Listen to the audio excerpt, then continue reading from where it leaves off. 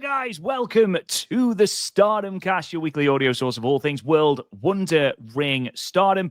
I'm your host, Rob Godwin. I'm joined as ever by Mr. Matt Turner, and we have the pleasure of being joined by not only the girl with the shiniest wizard, but the former luchadora, the explorer. It is Nixon Newell. How are you, Nixon? I'm doing fantastic. First of all, best introduction ever. Secondly, what a little clip at the beginning. Oh my God, that would hype me up a little bit. That was great. It's Micah's old theme, and they changed it, and I've honestly never forgiven the company for it because it is such a banger. It is. They have the best music over there. Oh, Damn, really I haven't got a clue what's going on, but Christ, am I having a great time when they come into the ring. Before I die, I'm like, oh yeah, let's go. Yeah, Rob is still upset that they changed Micah's theme night one of last year's 5-star Grand Prix. Yeah, it's been over a year. We usually watch most of these bigger shows live, like the pay-per-view. So they're like 11, 12 hours ahead. And Rob texts me literally as Micah was cutting the curtain. He was like, what's this? I'm like, you'll be okay. She's going to have a great match. You'll be all right. Like, they changed your theme. And so what he has done is he keeps putting in as much as possible on our intro theme. So just to keep the memories alive, Don't blame him at all. What a banger. Speaking of music, and I know you get the neck deep thing all the time. However, your Instagram story, it's like a trip through my Spotify. And honestly, you might be the only other person I know that listens to My Darkest Days. Oh, having seen Porn Star Dancing coming. What a song, dude. Honestly, my second year of uni was that album. So thank you for bringing that back into my life. Casual Sex, great song. Oh, absolutely. Not enough people are talking about this. No. And Matt, you'll love it because Zach Wilde's on it as well. Yeah, dude. Incredible album. I didn't know that. Obviously, I'm a massive fan of Ozzy Osbourne. Actually, I don't know, Rob, if I told you this. I talked to Andy Header about this, but like 15 minutes away from where I live, it's this little place called the Sherman Theater where I saw Fozzy a couple of years ago. But Zach Wilde has a Black Sabbath cover band called Zach Sabbath, and they're playing there day before Thanksgiving. Well, Thanksgiving for us here in the States. So I was like, nobody knows those Black Sabbath and Ozzy tunes more than Zach Wilde. I was just going to say, yeah. Yeah, so it's like, I was like, Dad, we have to go. I was like, so I'm rounding up the troops because obviously the Ozzy concerts are few and far between, but that's the closest you're going to get to Black Sabbath is Zach Wilde playing Black Sabbath. So what's this band that I need to listen to that Zach Wilde was a part of? He wasn't a part of it. He was just features on one song called Porn Star Dancing by My Darkest Days. And genuinely, I'll never forget. That's an easy name to remember. Remember. You're not going to forget that. But yeah, it's genuinely, Nixon is the only other person apart from myself who has apparently listened to that song. So whenever I mention it, they're just like, who? It's such a good song, dude. Like, I'm in the gym, like Lady Gaga's playing. I'm like, oh, this is great. That comes on. I'm like, let's go. Honestly, you might be the most eclectic person in the world in terms of music. It's brilliant. I like everything, really. You do. And when people say like, "Oh, I like everything," you're like, "No, seriously, what music do you like?" You legitimately like everything. So, big props for that. Within reason. Okay. Don't cancel people. Say it. I don't like Taylor Swift. Oh, I thought she was I thought she was in the same country. That's okay. She has some bangers. She does have some bangers. I wouldn't call myself a Swiftie, and I wouldn't pay out my ass to go see her in concert. You know what I mean? I ain't doing that. But I will scream the entire 10 minutes of All Too Well in my car. 100%. There you go. In my opinion, Taylor Swift is a Poundland Paramore. So there you go. I said it. There we go. There we go. God. We're gonna have fun with this interview. I can tell. My brother's fiance went to go and see Taylor Swift not long ago at Wembley, I think, and she paid more. It was like a VIP experience, and I'm sure the only other thing that she got apart from the ticket was this lanyard and something that lit up, and I'm sure it was something like $400 or something. It was something crazy. For a lanyard that you could get on eBay for like $10. I was going to suggest you put it on eBay for that precise reason, but there we are. Oh my Christ, absolutely not. How much did you pay to go see Metallica the other weekend, Matt? Wasn't much. It was, we had really, really good seats. I think we paid $160, and that's Pantera. It was Social Distortion, Pantera, and Metallica. So, and I always say, Rob, you know me. I mean, I always say, spend the money. You know, as long as you know it's coming in and you're working hard, enjoy yourselves, because in a year you will forget how much, but you'll never forget the time. And my example is the big four. Nixon, I'm a big metal fan. So the big four: Metallica, Slayer, Anthrax, and Megadeth. They only played 2 shows in the States, Los Angeles and New York. Obviously, I'm on the East Coast. So it just happened to be a handful of months before I was getting married. So I was like, oh, I'm just going to use this as a best man gift for me and Jeff. And I'm like, we have to get pit tickets, because there's no way you can keep me contained during those 4 bands. Like I need to get movement. I need to be in the pit. I need to be moshing. So I was like, we're going to get pit tickets. Pit tickets sold out. I went on like a StubHub and got pit tickets for me. And again, my best friend, Jeff, as a best man gift. And that was 14 years ago. And I have no idea what I spent on said tickets, but I can tell you almost precisely what happened on that entire concert. Because again, it's all about the memories. It's all about the memories. But I only paid for that concert that me and my dad were at just a couple weeks ago. I think it was like $1.70, $1.80 per person after the taxes and fees, which that's where they really get you. That's where they really get you on those darn taxes and fees. I don't want to go see Lady Gaga like more than anything in the world, but like normal tickets are $300 for one. I'm like, oh God, I'm unemployed. I can't do that. It's an extortionate amount, to be fair. A year later, could you? No. You wait. I can feel it. Next year, not only are you going to be in a big company, but you are going to be on that Lady Gaga tour. We're going to see you on the front row of the next live video. I have to be. I'll give her all the black roses she wants. We'll manifest it. We'll manifest it. Make it happen. Absolutely. Before we go into anything, obviously, I think the most important question we can ask you is, how are you? All right. All right. Yeah. You know, plodding along as you can. You know, just taking it day by day. Day's been a day. The ADHD is ADHD, and in the most unhelpful ways.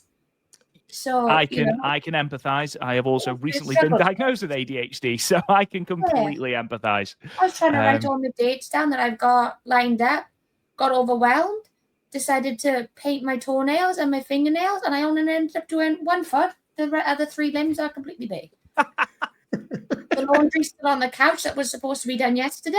So, you know.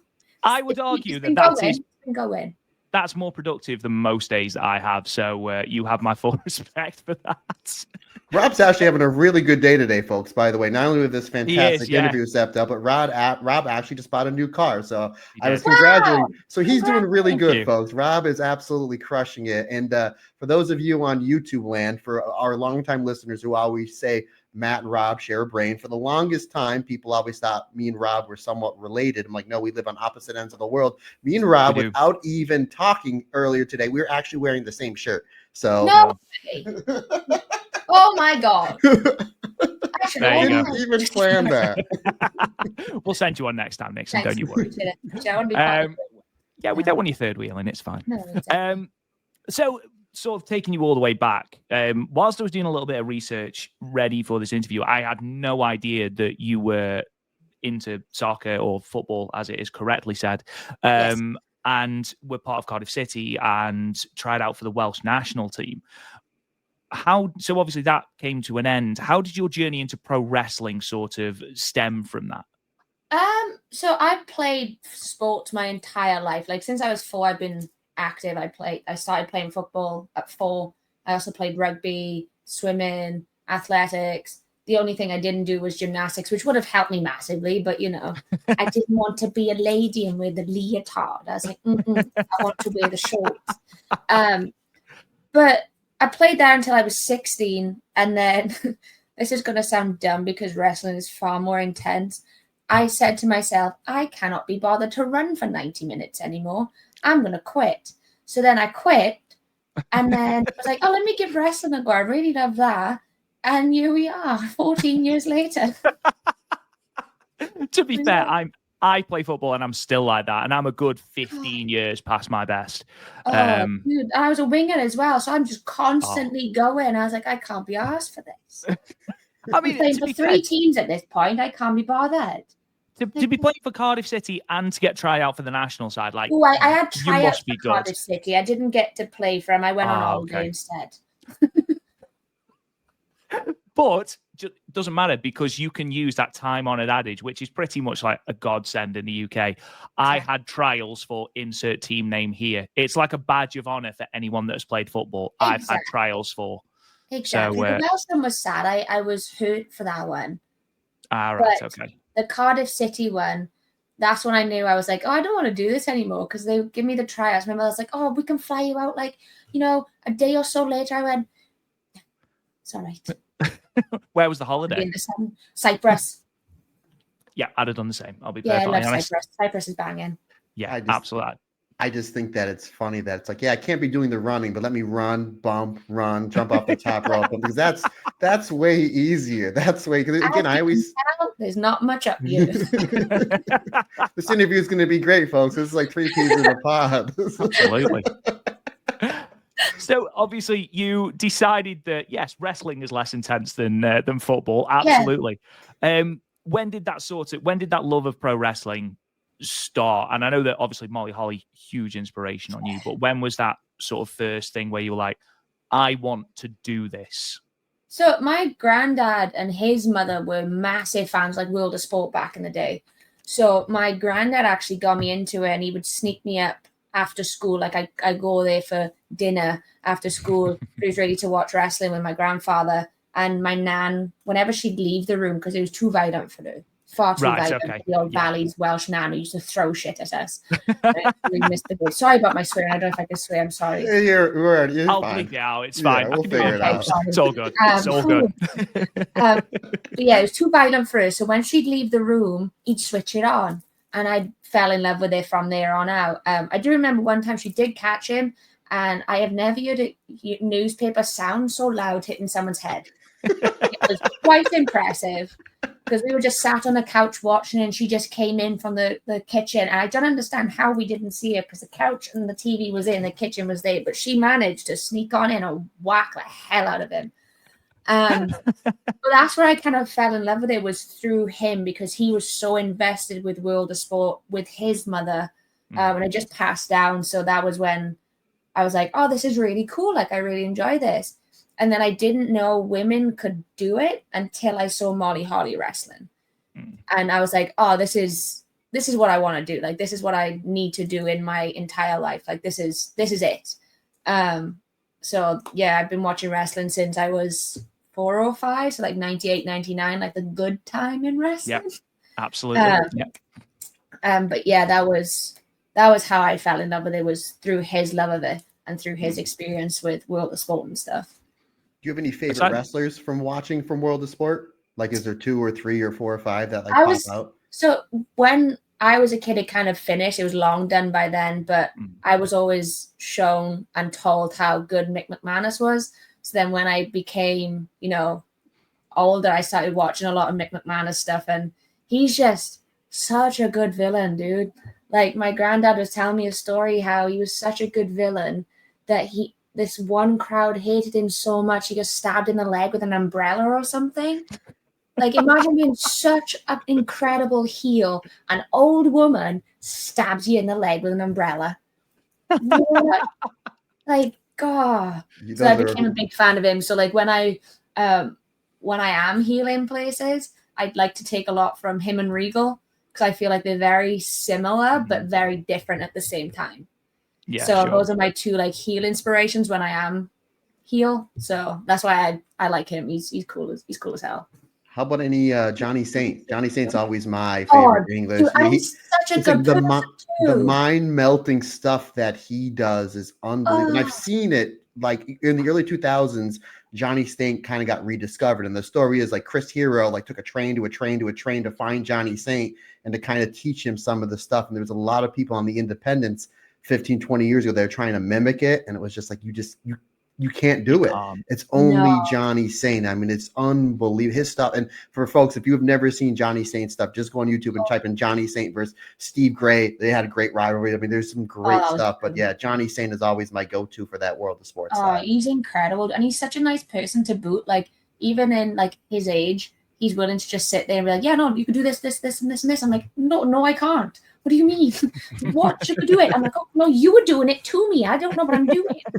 Like, he's so good. Then he will sit down and break it down like bit by bit for you to be like, okay, so this is where I did they. Then you're like, now it makes sense. So you got to work with Johnny Saint? Mm-hmm. NXT I met him a UK. couple of times, yeah. That's right. Yeah, that's well, right. Not even in NXT UK. I met him a couple of times on the Indies, and then he came over to NXT for like a week or so, and taught us a bunch there. That's awesome. That is awesome. I mean, what a front two to say for the world of sport. That is a big two. And just speaking of the British indie scene, like prior to Stardom, prior to WWE, prior to NXT, you were a fixture on what I like to think of something of a golden age of British independent wrestling. That for me is when the scene was booming. And I remember watching you, I think one of the first times that I saw you was when you were wrestling B. Priestley in WCPW for the WCPW women's title.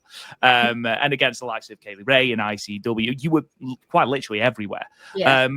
What were some of your favorite matches from that period of your career? I always enjoyed the stuff I did with Chris Brooks. I thought that was pretty cool. Like, that entire rivalry was pretty sick. Anything with Kaylee Ray. Like, dude, she's so awesome. Good. So Alex Windsor. God. I remember doing a match one time against Kaylee Ray, and Alex Windsor was the guest referee. I think it was a Southside. And we were just, because we did an Eve show, and we all drove together to do this show straight, like, same day. And we were all in the car. We were having a great time. We got there, and we were like, oh, do you know what would be funny? Because at this point, we're just exhausted. Let's just have fun. We put tape around Alex's shoes. So she had like the zebra print shoes and then the zebra shirt to be the ref. So it's just like a full outfit of just like one giant referee costume.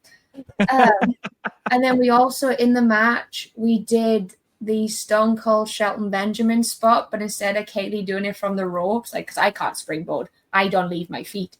But she did it from I think it was like the guardrail of like the steps. She did it from there, and we did it there and like brawled outside. I think the fire alarm went off as well during the show. It was a whole thing. It was fantastic. It was very Brit wrestling. Like, it was very, very British indies. Like, everything that could have went wrong, but in the best way possible. You know?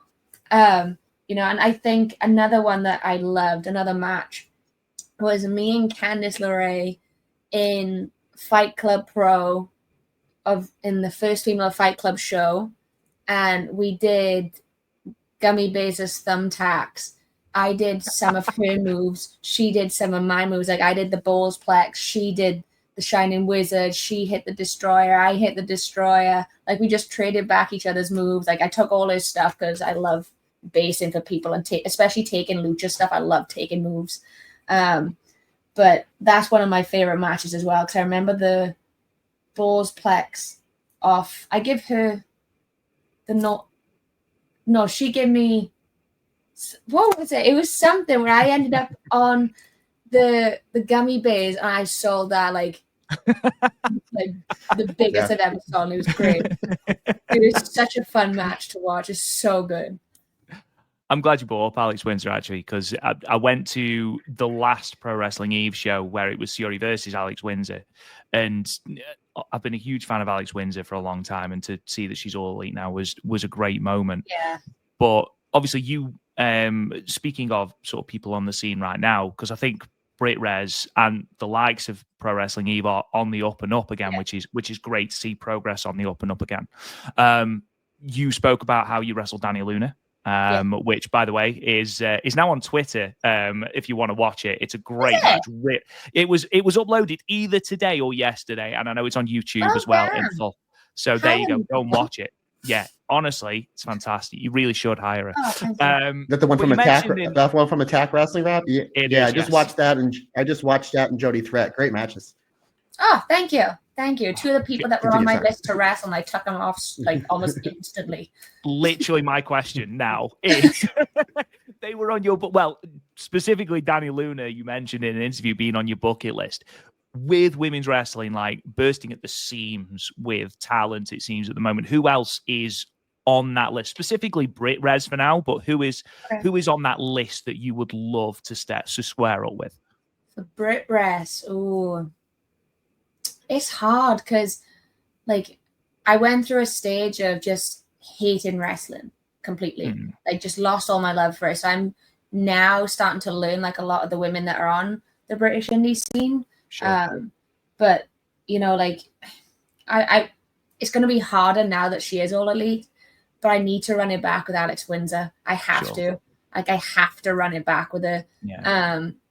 Bro, it's so hard. There's so many new girls. Like, Danny Luna was up there, done her. Bro, it's hard, dude. There's just so many people. Come back to me on that one. I'll come back to you. Come back to me on I that will. one. Do them both together. Brit Res and World. Okay. Do you know what? Let's run that question back, and I'll say, who else would you like to wrestle in the world? There you go. Do that one. Who would you like to wrestle not working. in the like I see their faces, but my brain's going, what's their names?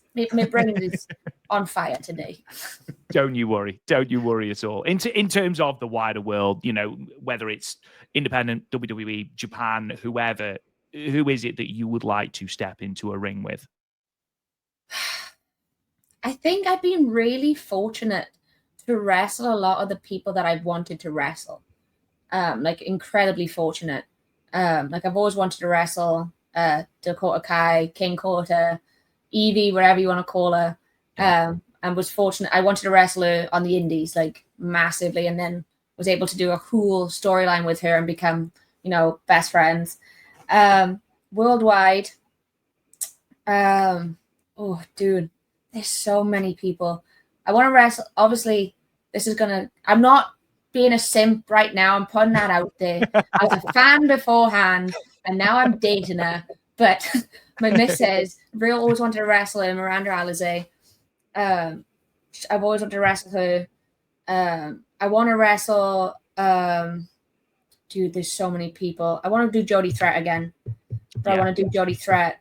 Like I felt our match was really good, but because that was only my first single, that was actually my first singles match back off, like, wrestling. I want to do it now that I'm back in the groove of things and I'm not, like, all over the place. Tony Storm, I want to run back. 100% want to run back with Tony Storm. Absolutely. We had we had bangers, but it was bangers for the time. I want to have a banger for now.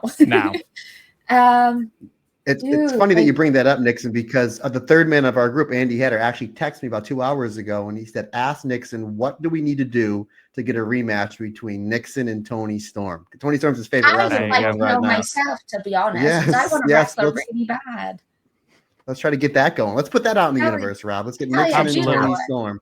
That would be an absolute banger. Yeah, we love to see it. It's like Deanna's another one that I'd like to wrestle. Like, we wrestled quickly in NXT. I think it was like 3 minutes. Deanna, I'd like to go toe to toe with. I think that could be pretty decent, to be honest. There is so many people. Just, like, looking at the indies right now is so stacked. Like, not just Brit Rest or American or wherever. Worldwide, it's so stacked that it's almost hard to make a list because there is so many people. I'm like, oh, I want to wrestle this person, then this person, this person. I'm like, oh wait, and this person, this person, this person, this person. As you could just, like, go on. I'm gonna have to send you a list at this point because it's just that's fine. I could go on for hours about who I want to wrestle. But no, like, I would like to do. We are actually gonna do it a little bit. Is tagging with my girlfriend Miranda as well because she is very good at lucha. I am not. I am good at kicking people really hard and hoping for the best. And I'm good at throwing people. So if I throw her, I can kick people. You know what I'm saying? I don't have to leave the floor. That's great. Tag team offense. Absolutely. It's all about teamwork. Now we have to have another list. We just made we're coming up with a list of wrestlers she wants to wrestle. Then there's going to be tag teams that she would like to wrestle because the tag team wrestling scene, we said, especially in Joshi, especially in Japan, some of the tag teams like Red Energy, Wing Gory, FWC, We talk about it all the time. Celine Flora. There's some unbelievable tag teams going on right now. I tell you who's high up on my list to wrestle as well. Only because, one, she's incredible. But two, when I was in Japan, she was considered a young girl. And back then, she was one of my favorite wrestlers to watch. But now, seeing the person that Azumi has grown into, oh my God, she is one of the best wrestlers, not just female, best wrestlers in the world right now. And I'd love to run it with her. I never got to wrestle her, unfortunately. But Azumi is rad. Oh my God, she's incredible. You look at her and you look at her length of her career as well, and you'd be forgiven for thinking she's about 28. Yeah. Just because of how long she's wrestled. And you look and she's 22. Yeah. And I'm it's like, disgusting. It disgusting. It actually is. I am 13 years older than her, which honestly just boggles the mind. Absolutely boggles it's like when the I mind. was there, she was there, like, obviously, out of respect, they're trying to carry our bags. I'm like, no, it's okay. Don't worry. Like, please don't carry my bags. Like, I got it. And she was such a shy, sweet girl. So to see her absolutely kicking people's ass, I'm like, oh yeah, get him again. Absolutely. And fair play to her. She is. She is absolutely. Just sort of speaking about like the British Independent. Can I ask a question, Rob? You can go for it, Matt. She just mentioned, Azumi, and she was there in, 2016, 2017 when you had Azumi was at that age, I don't know, 15, 16 years old. Yeah. Like you were there when the best wrestlers on the planet right now were very young in their career. Mayu Iwatani, obviously she started making her ascension up to the top of the card, but Azumi and Starlight Kid. Now we look here in 2025, again, 3 of the best wrestlers in the world, regardless of gender or country. Is that something that I remember when they were like on the bottom of the card and younger. Now they're not only crushing it over in Japan, but when they come over to the United States, they're absolutely blown out of the water. Is that you're looked at and you're really inspired by, and you'd be like, you know what? I would love to get a match with a Starlight Kid with the Mayu and Azumi. Yeah, I wrestled Mayu a couple of times. I wrestled her in the UK twice. I did a 15-minute time limit draw with her, and then straight into a triple threat match with her and Santana Garrett. And then I wrestled Mayu in Japan also, on like a little house show, I guess you'd call it, where we had an absolute banger of a match. It was so sick. But, just seeing some of the girls there, like Konami, who is, oh my God, like disgustingly good. Like, God, an actual killer. Like, God, her against Shayna Baszler the other week at Bloodsport was ridiculous. Like, so good. So seeing all those kids back then, like, killing it is mind-blowing. Absolutely mind-blowing. And I know I only knew him for like a very short period, but it makes you very proud to see that, where they came from as being like you said, not bottom of the card, but the younger girls. And now they're just at the top of their game, and it's incredible to watch. It's very entertaining. That's awesome. Yeah, absolutely. So we might as well talk about that tour that you did. Obviously, back in January of 2017, you had a really successful run, actually. It was, even though quite a condensed run, it was a really successful run alongside Kaylee Ray, Shayna Baszler. I know that Piper Niven was still out there at that time. How did that come about, that tour? And was wrestling in Japan something that you had been gunning for a while? I'd always wanted to wrestle in Japan. I'm a big fan of Mika Satomura, another person that I'm incredibly lucky to have wrestled and became friends with, which is wild. But that tour came about because of the match I had with Mayu in London. I wrestled her. They were like, we need a 15-minute time limit draw. I was like, I've never wrestled a Japanese woman before. I don't know how this is going to go. I know there's a language barrier. They were like, just do what you can. I was like, okay, cool. And then we had this sick match in London in like this tiny venue, which maybe held like 50 people. And that's like maybe, that's exaggerated the number. It could have been like 20. I don't know. But Io and Kairi were seconding Mayu during the match. So I was very stressed. I was like, oh, there's 3 of the best female wrestlers in the world right now. I'm wrestling one of them. Two are on the outside watching me, like, what the hell? Like, no pressure. No pressure. And then all of a sudden they're like, hey, do you want to come to Japan in January for 3 months? And I was like, hell yeah, I would. And then I was like, oh, I can't do 3 months. It's my sister's wedding. Oh, I was going to ask how come that tour was so short. Yeah, it's because it was my sister's wedding in May, and I had to do all the fittings and stuff, so I couldn't miss those. No. But I'd also just been signed as well, and I was leaving from my sister's wedding in Cyprus straight to Orlando for NXT. Wow. So I had to like be home to do paperwork and my sister's wedding and all this kind of stuff and finish up the UK dates that, you know, I had promised before I was given this tour. But it was mainly because my sister got married. She fell in love and got married. The inconsiderate arsehole. How so selfish. So selfish. It is. I'm trying to live my life in Japan and you're making me come home to go to a wedding. And I don't. It wouldn't surprise me if she didn't think about that even once when they set a date next time. Not at all. She was too concerned about herself and getting married to the love of her life. Absolutely. And not you wrestling Io and Cork and Hall. That's terrible. Unbelievable. I know. How dare she? She only let me wrestle Kairi and Bito in Cork and Hall. How dare she? So obviously you talked a little bit about the language barrier in terms of sort of structuring that match with Mayu, and I want to talk a little bit about that a little bit later on, but how difficult was it? I know obviously you were only there for a month, but how difficult was it to acclimatize to sort of the difference in style in wrestling, but also sort of in a cultural sense as well? This is going to not to sound like big-headed or anything. I didn't find it very hard to like understand it. I was obviously a big fan of Japanese wrestling and stuff, but wrestlers have their own language, like with each other. Even if you speak a completely different language, wrestling is a universal language. So like we'd be like, oh, I'm gonna do bing bing bing boop bop boop, and she's saying, well, yes, and I'll do bing boop boop bop, and you're like, I know exactly what you're talking about. I know exactly what you're saying. Like we're not even using the words of the moves. Just like, ah, yes, then you da da da da da, and then me da da da da, and it's like, yeah, no, okay, cool. Yeah, I understand. I get it. Let's do it. Let's go out there. I'm going to kill a match. Because you can't necessarily talk during the match within reason.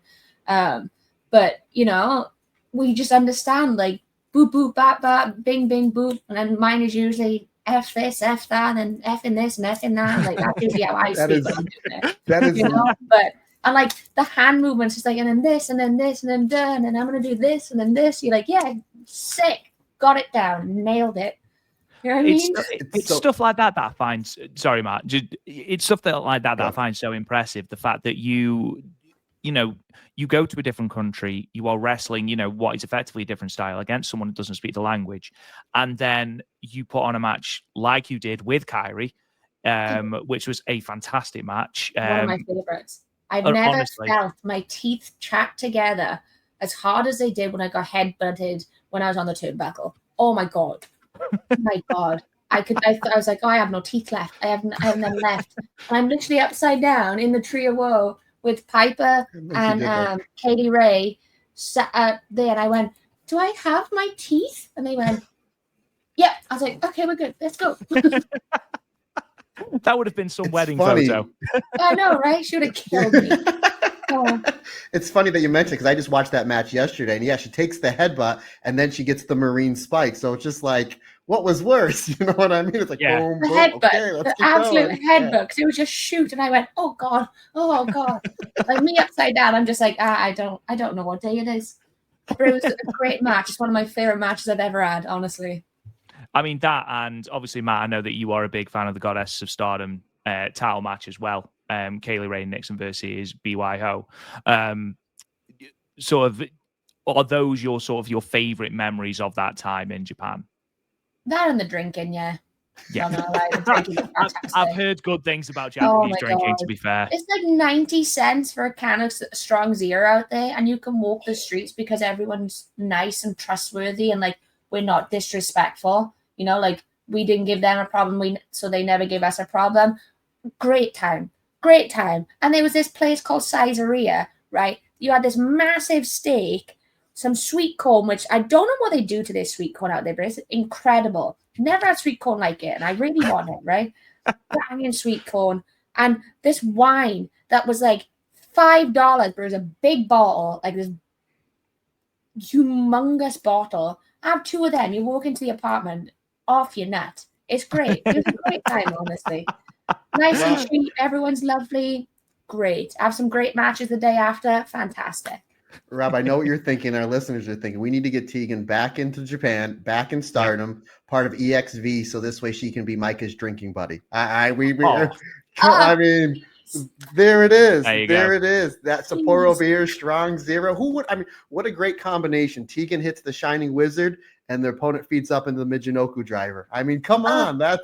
Writing it right there, aren't you? Oh, finish it with a cracked can. You know what I mean? Oh, absolutely. Proper Stone Cold it. The Shiningest Empress. There it is. I even got a T-shirt already coming. The Shining Emperor. There we go. I already have the T-shirt and the tag team name. We're rolling here, buddy. Talking my language now, you are.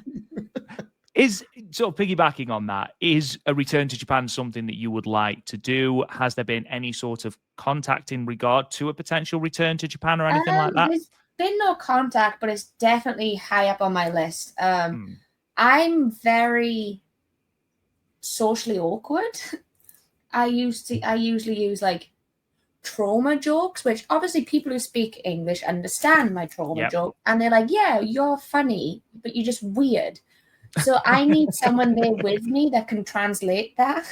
That, you know, I am weird, but I'm a good weird. Yes. So I would love to go back to Japan 100%. I would go alone if I had to go alone. But I would like someone to be with me, to be like, she's fine. She's just weird. So you need to go for an interpreter, but for a completely different reason than that's why I was so comfortable with having Viper and Kairi Ray there, because they know who I was very well. So then I could just look at them and go, oh, and they go, oh, we got it. That's amazing. Absolutely amazing. Great stuff. Sort of 2017 was clearly a big year for you and your sister, of course. Congratulations to your sister. She's still mad. I am. She's still mad 8 years later. I missed Shayna's MMA match out there because I had to come home. I was supposed to second up. My sister ruined that as well. I'm pissed. I'm honestly pissed. How often do you remind her of this? Is it like something like once a month, once a year? Often. And when you got married and to come home from Japan? Oh, tremendous. I love how angry you still are. It's amazing. Nothing beats harboring resentment. And we're adding to it. We're like, oh yeah, you could have wrestled EO for the red belt in Cork and Hall. Yeah, you know what I mean? We're just going to keep bringing it up. Oh, I bet I could have done. She could have been in the 5-star, Rob. Are you kidding me? I think I would have been too. You know what I mean? With Yoko Bito, you know what I mean? She could have been in that same bracket. You know what I mean? Oh, I'm a FaceTimer tomorrow and just rip her a new one. Remember that time you got married and took me out of everything? Awesome. Yeah, and again, I know this is the third time I'm bringing it up. Rob, she could have wrestled EO in Cork and Hall. What did EO do a couple months ago? Big win in WrestleMania in front of 70,000 people. You know, Nixon could have been like, yeah, I kicked her ass in Cork and Hall. My sister had to think about herself. That wouldn't have happened. She would have kicked my ass in Cork and Hall. I would have just been thankful for it. Thank you so much. Thank you for the ass kicking, Miss Shirai. You did at least get to wrestle EO, though. I did. In NXT, with slightly different, but at least you did get to wrestle her, which was still a really good match, by the way. Thank you. Obviously, later on in 2017, you then did sign for NXT. You did spend some time in the Stardom Dojo. I'm really interested. What was it like training in the Stardom Dojo, and also how did it differ from the Performance Center? Because in my head, there is a very stark difference between the two. Oh, it's a huge difference, in my opinion, at least. Like, when I was in Stardom, I was getting trained by EO. So that's like, couldn't have asked for a better coach, really. But it was so intense, but in the best way. Like, we were doing handstand push-ups. I can't do them. Like, what do you think I am? Like, I can't do that kind of stuff. Then the kids are there doing it. I'm like, well, now I have to do it. Shit. Like, so it's like me and Kaylee's there, like, working together, and like we're doing it, but we're definitely helping each other. I know, yeah, yeah. I've done that before. His ankles and going, think it up.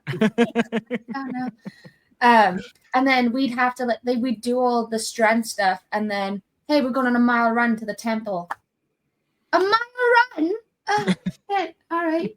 So then you're running, but you're in Japan, so it's beautiful. You don't even realize you're running a mile until you get there and they go, okay, let's run back. Oh, shit. So it's 2 miles. You lied to me. It's 2 miles. Oh, get back, and then it's straight into the ring. Like, there's no break. You like get some water, get in the ring, and then you're doing all this different agility stuff, and just it was incredible. Like, that kind of training was almost like humbling, because we always thought that training in the UK was hard. Like, you know, you're doing a lot of bumping, all this stuff.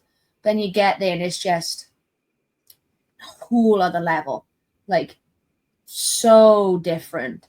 But it differs from WWE and the Performance Center in a sense of, you know, you're doing daily classes in the Performance Center and you are learning by one of the best wrestlers in the world, Sara Del Ray. Oh my God. Terrified every time I went into class, but what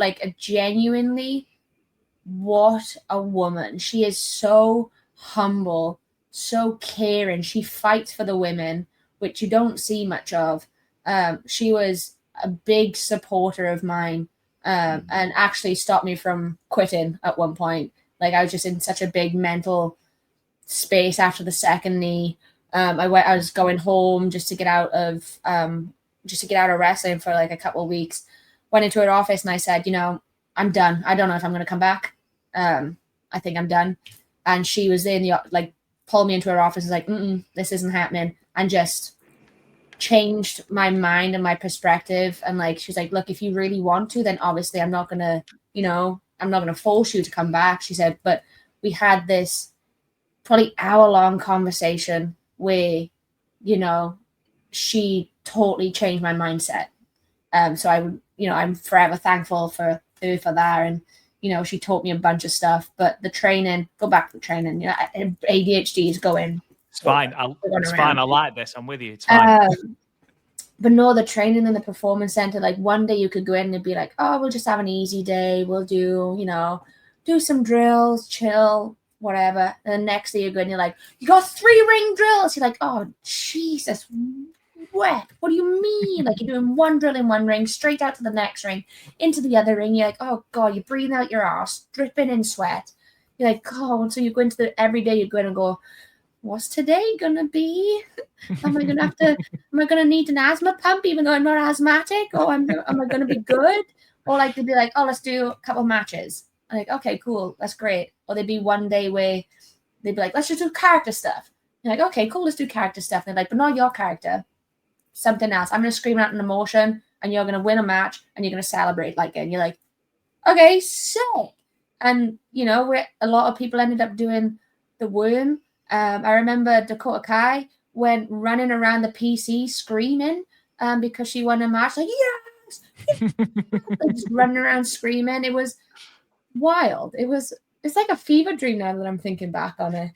But the Performance Center, you never really knew what kind of lesson you were going to get unless it was a skull lesson. And then you're like, oh, I'm going to watch tape today. I'm going to, learn that kind of way. But training-wise, you never really knew what you were going to get. But like now when I give seminars and teach seminars, I take a lot of what I learned from those drills that Sara give us to teach to other people that help me the most. So it's cool to be able to take what I learned from there and teach other people with it and be like, yeah, I learned this off Sara Del Ray. Well, I know obviously Alice. Nixon Newell. Ha! Well, obviously Alison Danger has been on the podcast a couple of times. I love Danger. I was actually texting her the other day. She's on next week. Yeah, she's on next week. Yeah. How I said hi, even though I was like yesterday. She's awesome. She's honestly one of the most entertaining people I've ever spoken to. Yeah, she is. Another one that plays for the women. Yeah. And I was going to bring that up. And she actually speaks. Every time we talk to her on the podcast, and we've spoken to her a good number of times now, haven't we, Matt?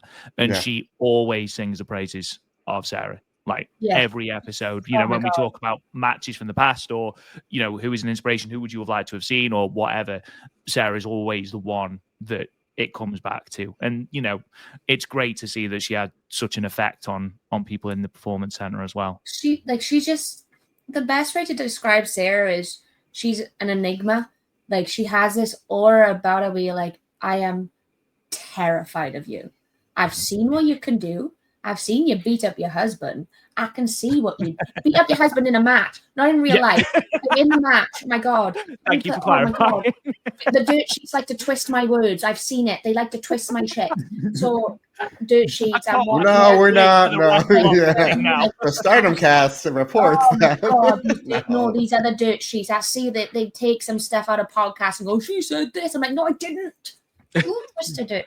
But I've seen what she's done to her husband in a match. So she's terrifying. Like, her whole presence, the way she stands, like, so straight, like, oh my God, it's mind-blowing to watch. But then you get to know and you're like, oh my God, you're such an incredibly nice, caring, honest human being. Like, she'll tell you if, what you did was terrible. And you're like, well, yeah, it was. Like, she's not scared to mince words. No. But she does it in a way where it's like, yeah, that was terrible. But this is what you did correctly. This is what you did well. This is how you can fix this. And you're like, oh, okay, cool. So dude, I would love to have wrestled her, but I would have probably cried the entire way because I would have been so scared. The sound of her kick pad kicking people is terrifying. Yeah, it's like a gunshot. Don't fancy that, I must admit. Dude, I've seen her take kicks at the performance center, right? Oh my God. This time I was scared, a little bit turned on. Just feeling weird. But she ate this kick, right? Someone kicked her. She was teaching someone how to kick. She ate this kick, and you could just tell it was, oof, that hurt. And Sarah just ate it, sat back up, and went, do it again. I'm stood on the apron like this. God, what is happening? Did the same thing again, and Sarah just slapped him out and went, that's too hard. And I went, oh my God. Oh my God. Two of them. What is happening? But that was really cool. You are hard as nails. Be my parent. Adopt me. God. Very For those of you who've never seen Sara Del Ray wrestle, go out of your way to find the match from Shimmer that she had with Asuka. She was Kana back then. That is an absolute must-see match. Just a phenomenal match. That's straight hard-hitting pro wrestling right up my alley. Again, if you like the Sherrys, the Momo Watanabes, the Micahs of the world, Sara Del Ray versus Kana. Yeah, Kana now, Asuka, obviously in the WWE massive star. I forget which Shimmer it was. Obviously, I'm sure Allison will tell me. I know it was I remember it's in the it's in. Was it Chicago? The Eagles, Elite Eagles. Berwyn Eagles Club. Yes, it was. Oh, that was that's up north, I think, than Boston area, right? Yeah, I think somewhere like Boston, Chicago area, but I remember it was in there because I remember wrestling in the same venue. Because that's Beyond Wrestling runs there. I think you're wrestling for Beyond Wrestling. I am. Yeah, I can't wait. Yes. Does by chance Jerry still run Beyond Wrestling? Did you talk to a gentleman by the name of Jerry? I don't think so. I've been talking to Drew and then obviously Ricky Shane Page, I'm really good friends with and really want to wrestle more than anything in the world. Jerry used to be I know Jerry used to run Beyond Wrestling. He was my road buddy for the first handful of years on us on the Independent. So I know he does something with he does something else, but I'm extremely talented guy. But if by chance see you, Jerry, tell him I said hello. I will. I don't want to spend really any time talking about the end of WWE and all that stuff. But you've mentioned before that you knew it was coming. And you're not the only person to mention this. I know that Cora Jade has just done an interview where she's mentioned the same thing. We interviewed Jakara Jackson, who, of course, is Mara Shardai now, and she mentioned something similar as well. That must be horrendous to have that hanging over you. Like, why did you know, or why did you feel that it was coming? Like, and how? Again, it must have been horrible. So for me, it might be different for everyone else. The first time I got released, it was a shock. I wasn't expecting that. But this time, I went in with a different mindset. I was on Busted Open Radio yesterday, and I was talking about this. I went in the first time with like high hopes, like, oh, this is my dream. This is what I've always wanted to do. So I went in as like more of a fan than anything. And then when I got released, that's when it shocked me because I was like, oh my God, like did I do something wrong? Like, why am I getting released? But this time around, I went in with a more professional mindset of like, okay, cool. Like, it's a business. Get that now. It's, you know, it's not the be all end all. Things happen. So I kind of went in with a mindset of, okay, you know, let's look at this professionally instead of as a fan. Let's do this. Like, now I'm a worker right now. Like, this is my brain. So we got, when I got back, did all that stuff did some stuff with Liv, did some stuff with Natty, all that kind of stuff. I kind of knew it was coming when I was pitching very frequently, multiple times a week. Nothing was coming to fruition. Was wrestling on main event, which, you know, I loved wrestling on main event. You were guaranteed at least 8 minutes. You're allowed to have fun. I loved wrestling on main event. I got to be heel a couple of times on main event against, you know, people that I loved wrestling, like Nikki Cross, like Candice LeRae. I got to be, you know, Dana Brooke was real fun to wrestle. So like wrestling these people on main event, I was having a great time. But it was when I started pitching, things weren't coming to fruition. And then I knew that it was coming when an idea that I'd pitched to be a football hooligan as a gimmick got through all the talking stages, got through the pitching stages, got to higher ups, was scheduled to film some stuff, and then like 2 days before it got cancelled. And I went, something's happening, and I think I'm going. And then didn't wrestle. Got a lot of people think I wasn't wrestling because I was ill at the time, which I was ill, but I was still wrestling. I was able to wrestle while I was ill. It wasn't like, you know, put me on the sidelines. But when I started having dark matches with B, which we had some banging dark matches. Like, I think we had like 2 or 3, and each one of them we were like, came back, and Regal was stood there, Molly Holly was stood there, like all these people there, like Stu Bennett was there, like those were great matches. I thought those were sick. They should have put that on TV. And we're like, yeah, we know. We're following your way. That's why I want to run it back with B as well. I really, that needs to happen. But as soon as that gimmick got cancelled, like the filming of it all, I went, I'm on my way out. I know I am. And it just took a bit longer than I expected, to be honest. But that I knew it was coming. That sucks. Again, I don't want to spend loads of time on it because I know you've spoken quite openly about it, and I don't want to sort of make you retread all ground and sort of stuff like that. But I just have, it must be, like I say, horrible to sort of go to work every day knowing or thinking, you know, that it could be the end. So, however, let's flip it a little bit because I want to ask you a different question. We're going to take the negativity out of it. So, go on. Obviously, you do a lot of streaming, and I am intrigued now, because we asked this question to Takara Jackson, and I feel like you are better prepared for answering this. If there was a zombie apocalypse, okay, which is a great way to start a question, I know. And do you have any 4 wrestlers to create a super team for? It's funny you say this, because I've had this conversation with said wrestlers, right? But I found out that I would be used as bait. What the hell? Wow. Yeah. I was so offended. They were like, well, let's face it, you'd probably panic. And then, you know, we'll just send you out and you can lure them away. I'm like, that, first of all, rude. Secondly, I would panic, but I could be of use. I'm a good driver. You know what I mean? I will bite people's Achilles. I don't care. Like, come on now. Fight dirty. Like, you've got to, absolutely. I'm Welsh. We fight dirty. What do you mean, right? But I've had this discussion, and do you know what? I'll name names. It was Shayna Baszler that said she'd sacrifice me. Wow. Shayna Baszler. But I'd have her in my team, though, because she's Shayna Baszler. She does everything. She's lost, Yeah, you're like, oh, what are you doing today? Oh, I'm making a knife. Oh, sounds about bloody right for you. What are you doing now? Oh, I'm skinning an alligator. Yeah, sounds about bloody right. Like, oh, I'm flying a plane. Yeah, I bet you are, Shayna. I bet you are.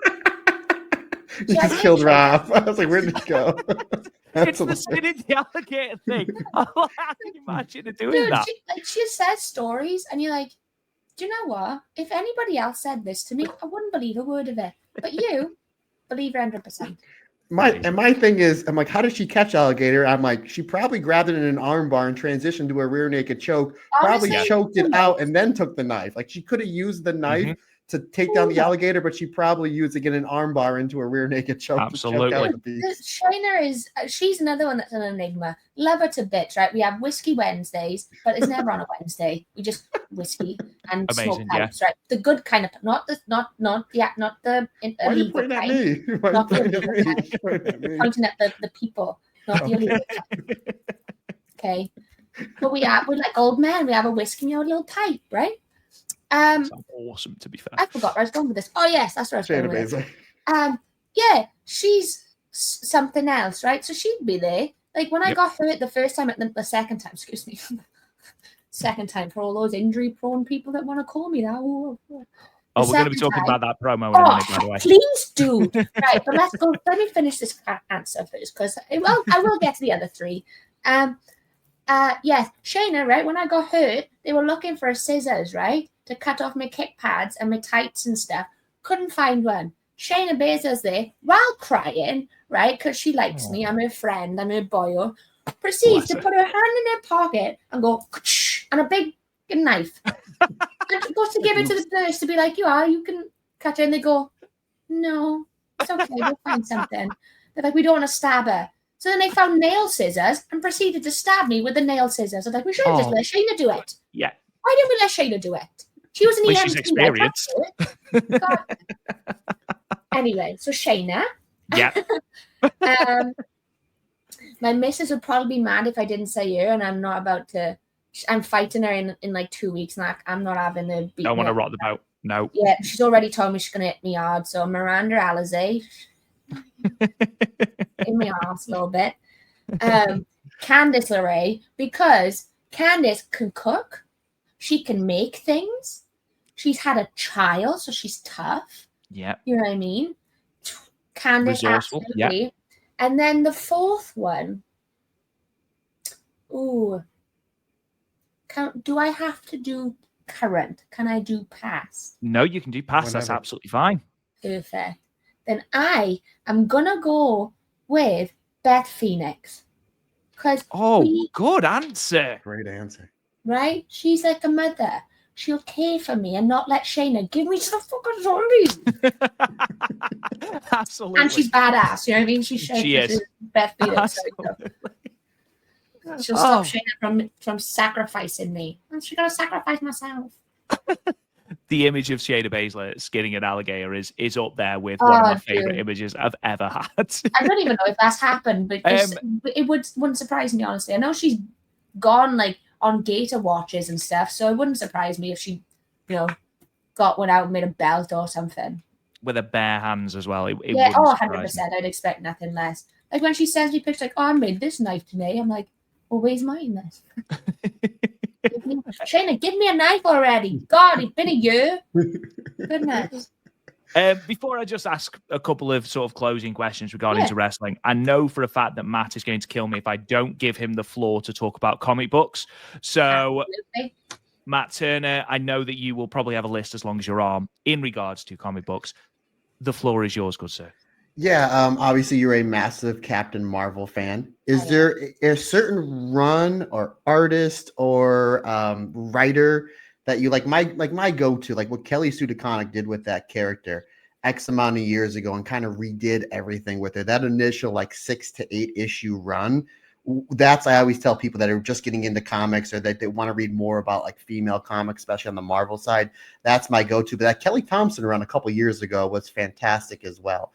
I was just wondering, one, is there a go-to run or artist that you like? And two, what do we have to do to get Nixon Newell in a Marvel movie as part of a cameo? Because I already have the scene, Rob, going. I already have the scene that I want to see, but go ahead there. Go ahead. Dude, you nailed the artist and the runs on the end. Like, those are the two I was going to say.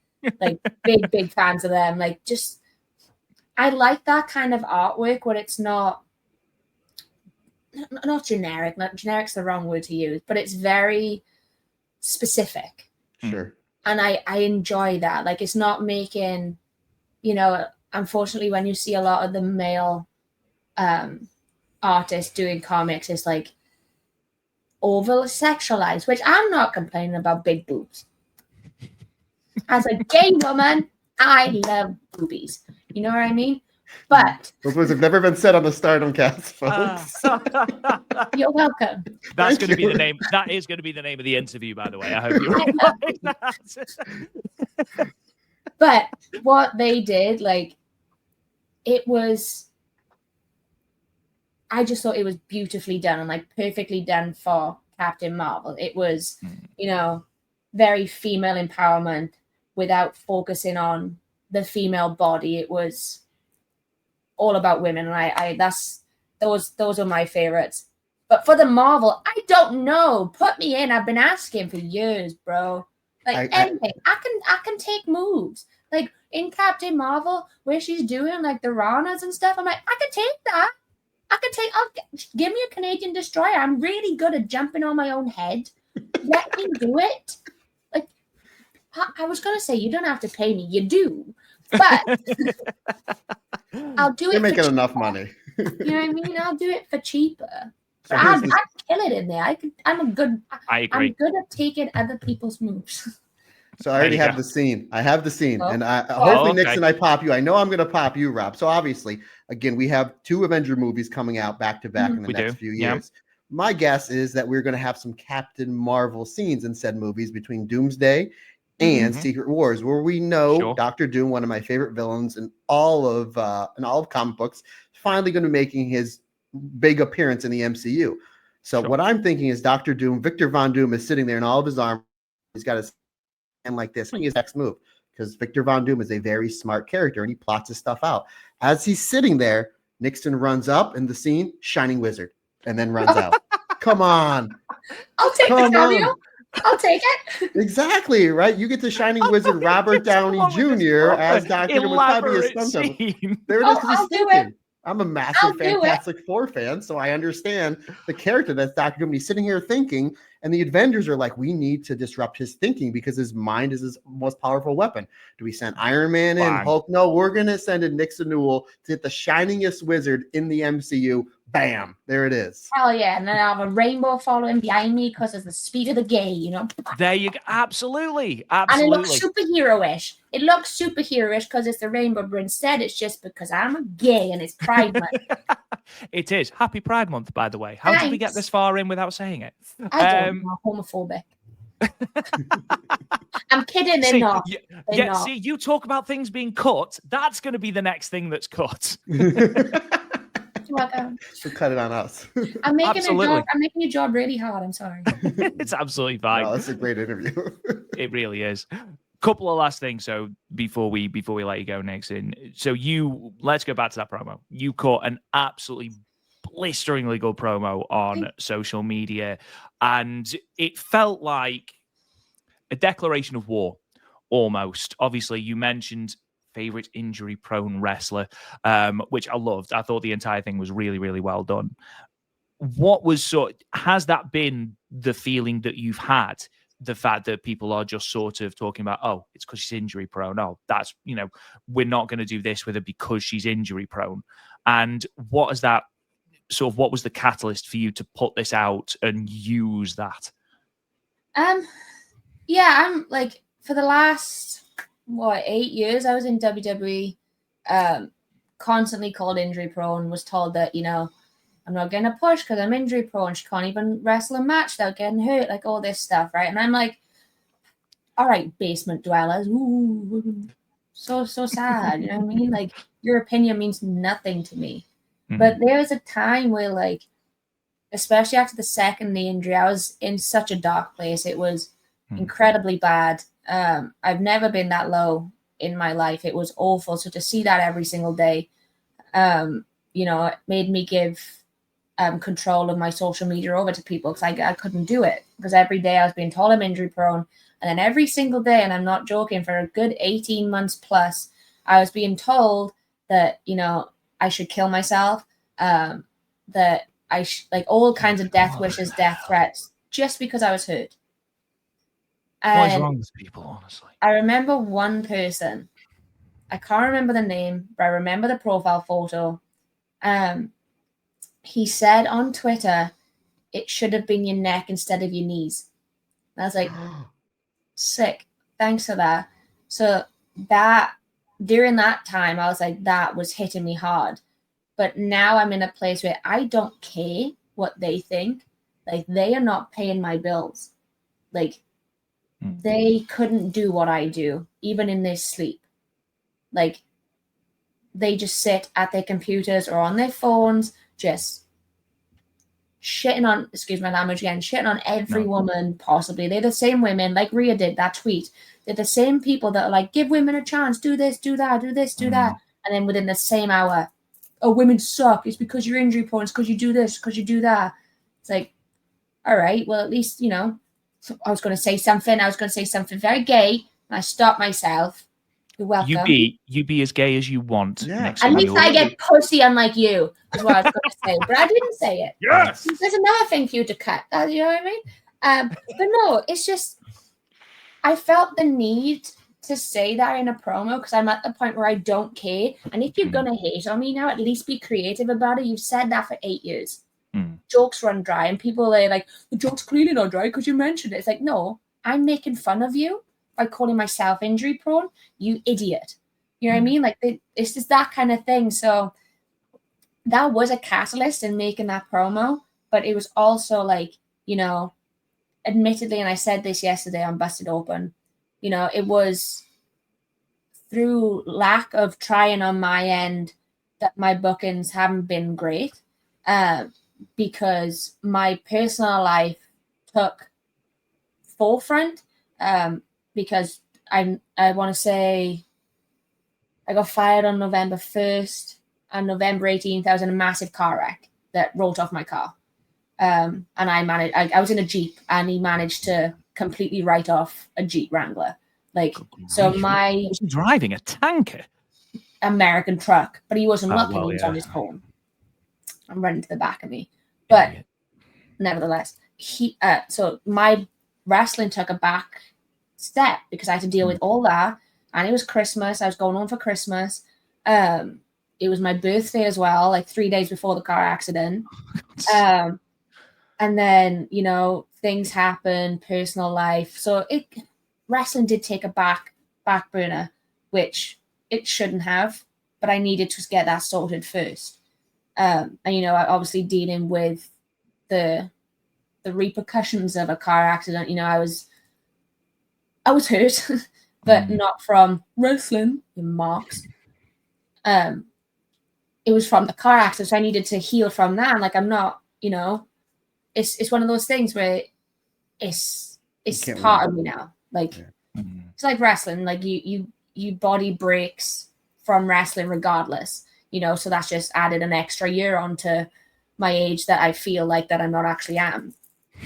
So I was dealing with all that, and that is my fault in a sense. But I want to say humble, but also like disappointed by the lack of want for me. Because, you know, I don't, this is going to sound sad, but I don't think highly of myself in a sense of, you know, I think I'm an incredible wrestler. I think I'm good. I know there's people better than me, and I'll hold my hands up. There's people far better than me. But I thought I was in a stage where people would be like, oh, I'd love to see a wrestler. I'd love to have her on my show. But like I said, I don't know if it's because of lack of pushing for myself or, you know, just the scene is so big right now that, you know, they didn't see a need for me.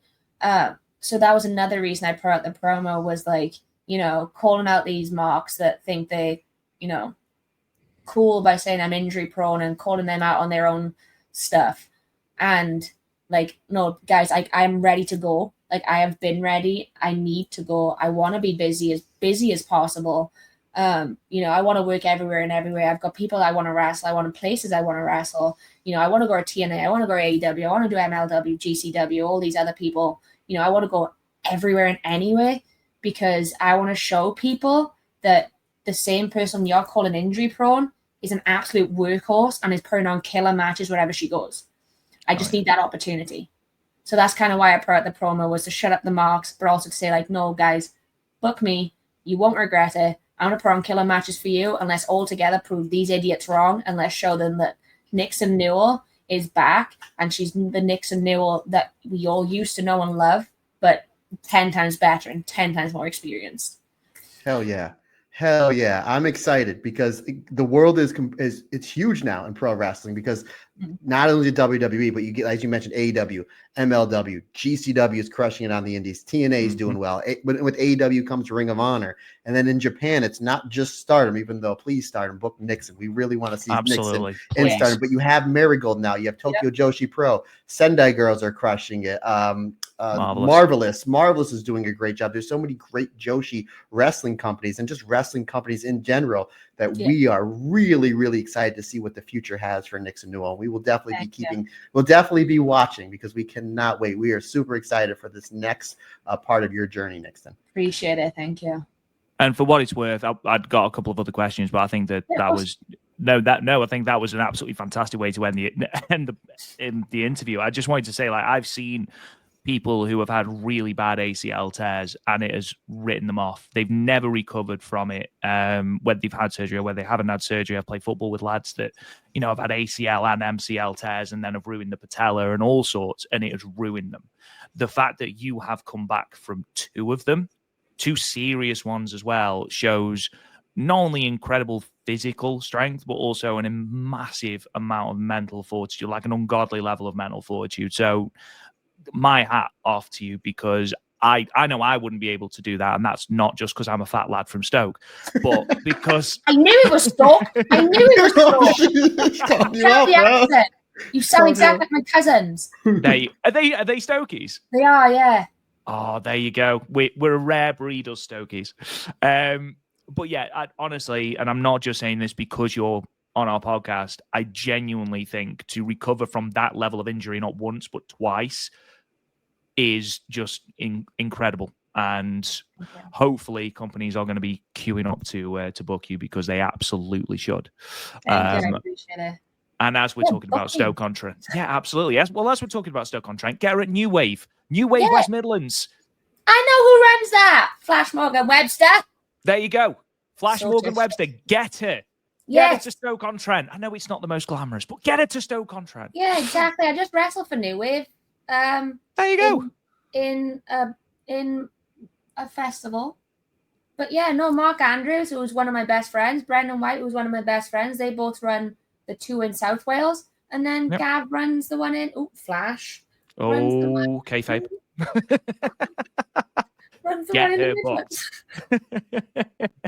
the Anyway, Nixon, thank you so much for doing this podcast. We massively appreciate it, and it has been one of the most entertaining interviews we've done. And honestly, I feel like we could have spoken to you for about 3 hours. Oh, yeah.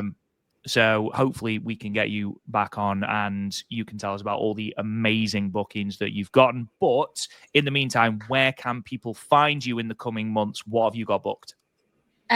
You can find me in places.